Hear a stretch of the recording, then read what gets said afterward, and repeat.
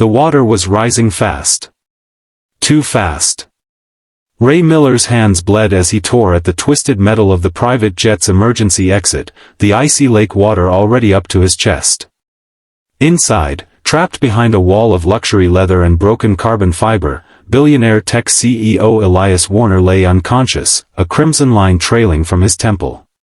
Two lives hung in perfect balance, one man with nothing to lose but the two children waiting for him at home, and another man who had everything except time. Ray had exactly 47 seconds to make a choice that would change both their destinies forever. If you've ever wondered whether ordinary heroes still exist in our world, this incredible true story will restore your faith in humanity. Make sure to like this video and subscribe to our channel for more extraordinary tales of everyday people doing remarkable things. Your support helps us share these stories that deserve to be told. Ray Miller never wanted to be a hero. At 36, his world had shrunk to the dimensions of a modest two-bedroom apartment in Lakeview, Michigan, where he raised his two children, Emma and Jake, alone since his wife's death 3 years ago. Each morning followed the same routine: wake at 5 a.m., pack lunches, drop the kids at school, and then drive to the boat repair shop where he worked 6 days a week. The pay was enough, barely, and the flexible hours let him be there when his children needed him. His co-workers saw a quiet man with calloused hands who rarely complained, though the weight of his responsibilities had carved permanent lines around his eyes.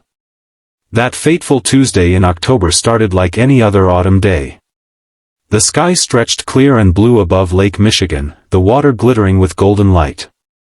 Ray had taken a rare day off to repair the aging dock at his sister's lakeside cabin, a small property that had been in their family for generations. His kids were at school, and the solitude felt both strange and peaceful as he worked methodically, replacing rotted boards and tightening loose bolts.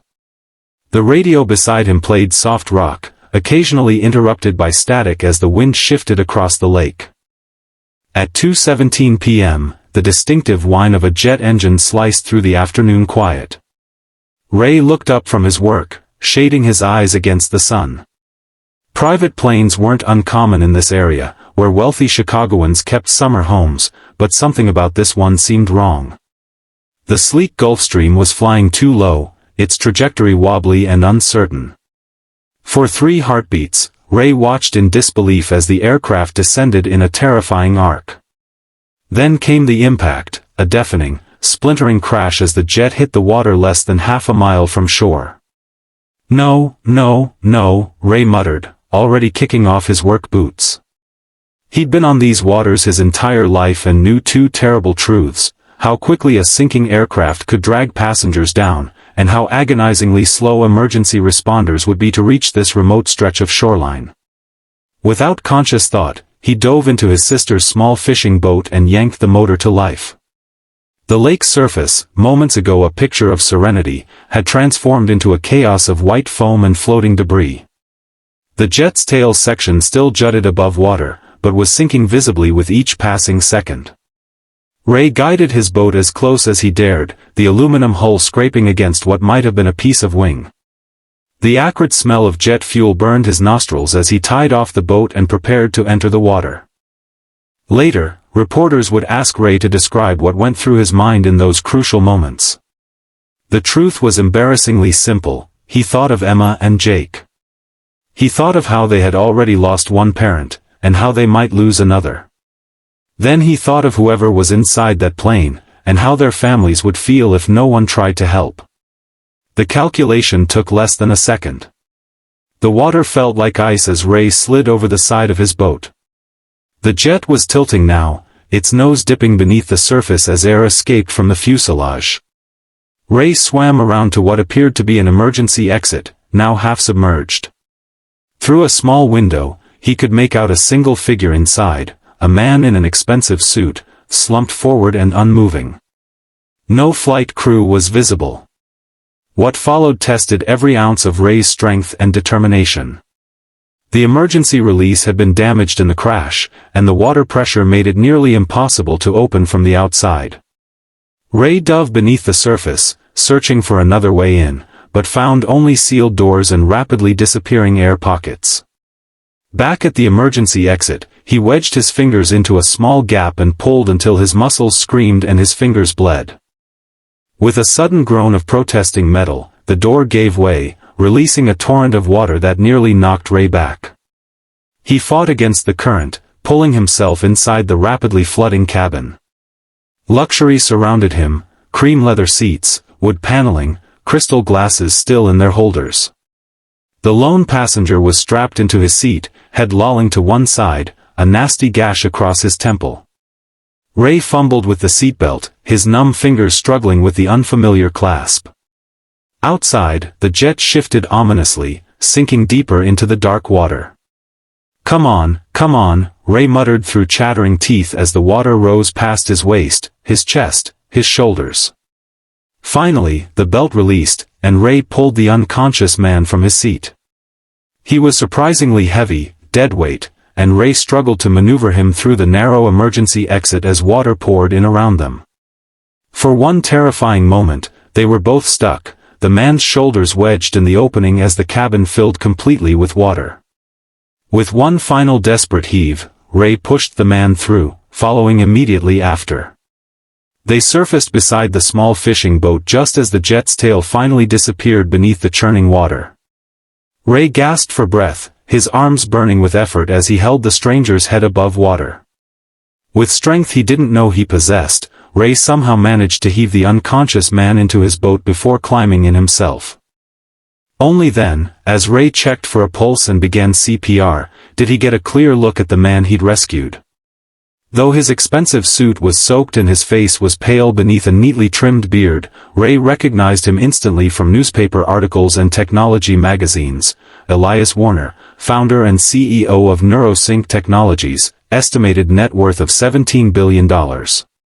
One of the most powerful men in America was lying unconscious in Ray's fishing boat, his life literally in the hands of a boat mechanic who struggled to make rent each month. After 2 tense minutes of chest compressions, Warner coughed violently, expelling lake water and gasping for air. His eyes fluttered open, striking blue against his pallid face, focusing slowly on Ray's concerned expression. The pilots? Warner croaked, attempting to sit up. Ray gently pushed him back down. I didn't see anyone else. I'm sorry. Warner closed his eyes, pain crossing his features that seemed unrelated to his physical injuries. Later, Ray would learn that Warner's personal pilots, a married couple who had flown for him for over a decade, had been his close friends as well. Their bodies would be recovered 3 days later when the jet was lifted from the lake. You saved my life, Warner said quietly, his gaze returning to Ray. Ray, suddenly uncomfortable, busied himself with starting the boat's motor. Anyone would have done the same. No, Warner said with unexpected firmness. They wouldn't have. By the time Ray guided the small boat back to shore, emergency vehicles lined the lakefront. Paramedics rushed to attend to Warner, who, despite his protests, was quickly strapped to a gurney. Before being loaded into the ambulance, Warner grasped Ray's wrist with surprising strength. Your name, he demanded. Ray Miller. Ray Miller, Warner repeated, as though committing it to memory. This isn't over.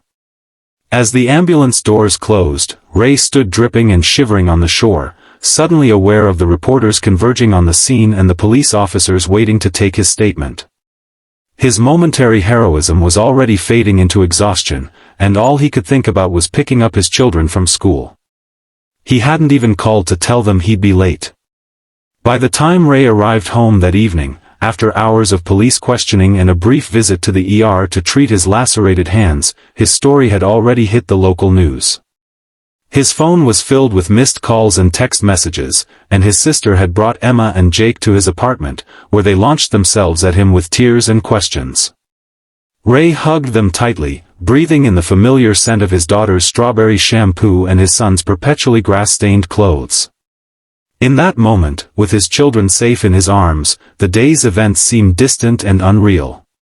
Dad, they said you're a hero, Jake said, his 11-year-old face alight with pride. Are you okay, Daddy?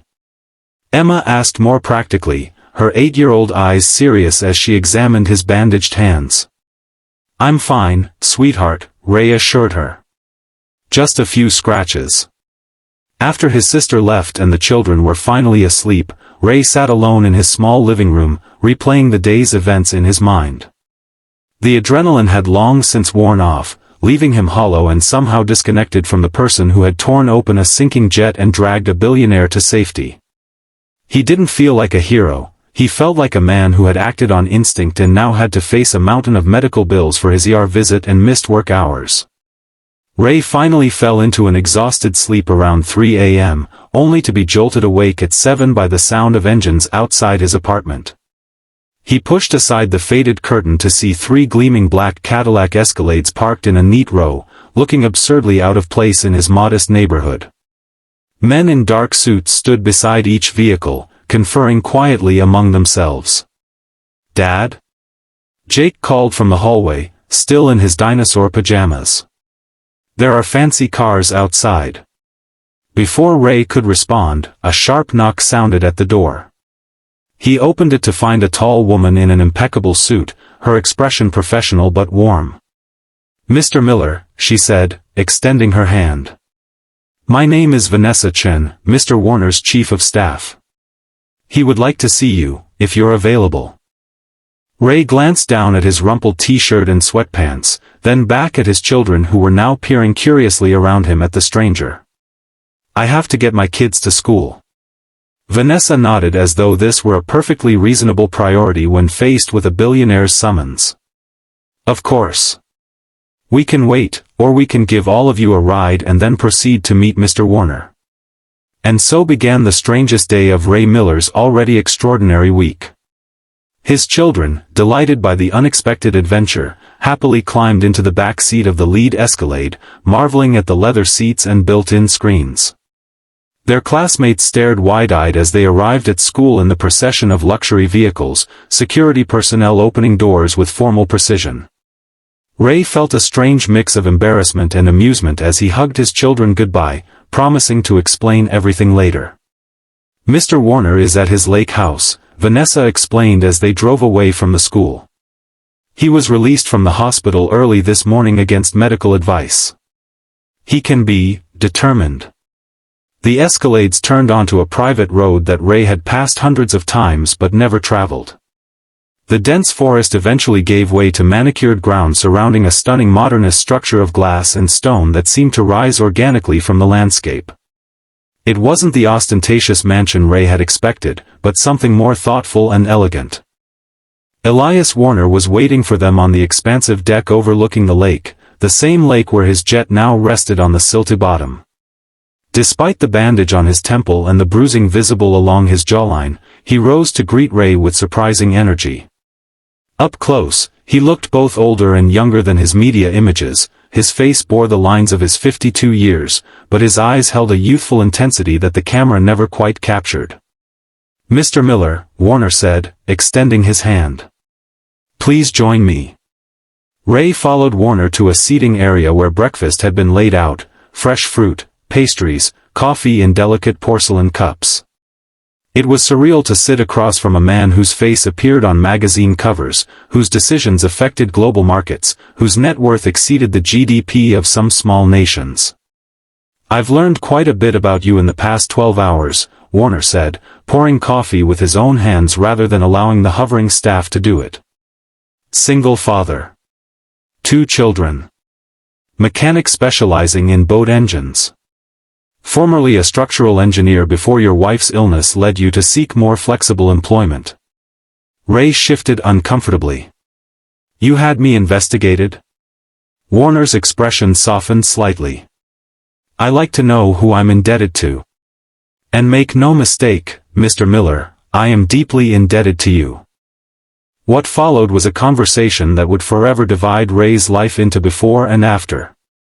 Warner spoke of gratitude and second chances, of the perspective that comes from staring death in the face. Ray listened, oddly moved by the billionaire's candor yet wary of where this was leading. "I'd like to help you, Mr. Miller," Warner finally said, setting down his coffee cup with precision. "Your children should have college funds. Your mortgage should be paid. Your financial concerns should be eliminated so you can focus on being the father your children deserve. Ray felt a flush of both gratitude and pride. I appreciate that, Mr. Warner, but I don't need charity. I can provide for my family. This isn't charity, Warner replied, his gaze steady. This is acknowledgement of an invaluable service. You returned my life to me. Let me remove some burdens from yours. They reached a compromise after nearly an hour of discussion.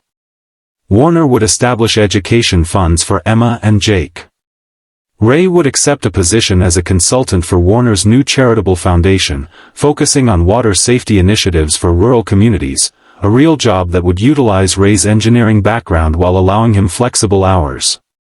And yes, the 3 Cadillacs were gifts, one for Ray and one each to be sold to finance immediate needs. As Ray prepared to leave, Warner walked with him to the vehicles, moving more stiffly than he had earlier, his injuries clearly causing him pain he refused to acknowledge. Why were you flying alone? Ray asked suddenly, the question that had nagged at him since the rescue. No security, no assistance, just you and the pilots. Warner was quiet for a moment, his gaze drawn to the lake shimmering in the distance. I was visiting my daughter, he finally said. She doesn't speak to me. Hasn't for 8 years. I go every few months and sit outside her apartment building, hoping to catch a glimpse of her. Pathetic, isn't it? Ray thought of Emma and Jake, of the fierce love that defined his existence.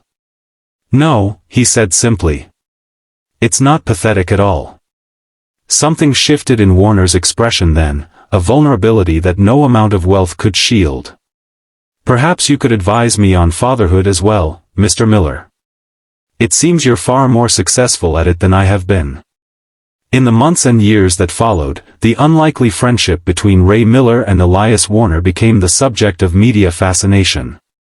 Photographs captured the billionaire attending Jake's soccer games and Emma's dance recitals. Profiles were written about Warner's dramatic shift toward philanthropy and his reconciliation with his estranged daughter, a process in which Ray played no small part, offering the simple wisdom of a father who had learned that presence mattered more than perfection. Ray's life transformed in ways he could never have imagined, yet he remained fundamentally unchanged, still rising early to make his children's lunches, still working with his hands when he could, still living in the same community, albeit in a more comfortable home. When interviewed about the rescue years later, he always gave the same humble response, I just did what anyone would have done. And though few believed him, the statement reflected the genuine character of a man who had never sought heroism, but found it in the simple decision to help another human being in need. What began with a terrifying crash and a desperate rescue became a story of connection that transcended social barriers and reminded everyone who heard it that sometimes the most valuable things in life can't be measured in dollars or status. It was a lesson Elias Warner learned as he nearly lost everything, and one that Ray Miller had always known, even when he had nothing. If this story touched your heart, please like this video and subscribe to our channel. Your support helps us continue sharing these remarkable true stories that remind us all of the extraordinary impact ordinary people can have on the world around them.